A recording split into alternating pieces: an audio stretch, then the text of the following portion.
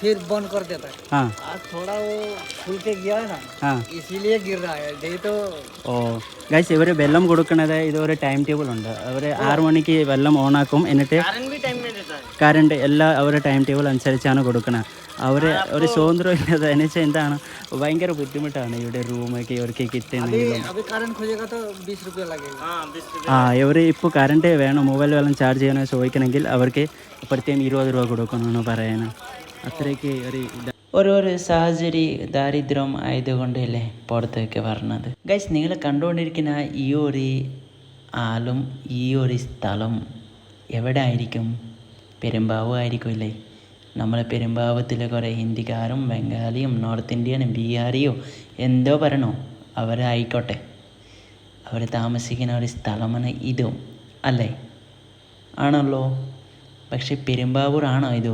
താമസിക്കുന്ന നോക്ക് ഷീറ്റ് എങ്ങനെ ഷീറ്റ് കെട്ടി വെച്ചിരിക്കുന്ന ഒരു റൂമാണ് അവർ താമസിക്കുന്നത്. നോക്ക് അത്രയും ചെറിയൊരു റൂമാണ് ഇത്. നമുക്ക് പ്ലാസ്റ്റിക് ഒക്കെ എങ്ങനെ സംരക്ഷിച്ച് വെച്ചിരിക്കുന്ന അവിടെ കണ്ടോ. ഗൈസ് ഇന്നത്തെ വീഡിയോ അതേ ഉള്ളൂ. ഏകദേശം कितना आदमी है इधर? बहुत लोग मिलाकर कितना आदमी होगा इधर रहता है? हमको तो भैया मालूम नहीं है। होने से भी एक आइडिया है ना तुमको? आइडिया 30 सीधा होके रखो. कितना? 50 ऐसा हो जाएगा। 50 नीचे ऊपर लेके टोटल താഴെ മേളിൽ അങ്ങോട്ടുമൊക്കെ റൂമുണ്ടോ. എല്ലാം കൂടെ ഏകദേശം 50 പേര് താമസിക്കണം. ഹെക്കിനി ബാത്റൂം കിतना है?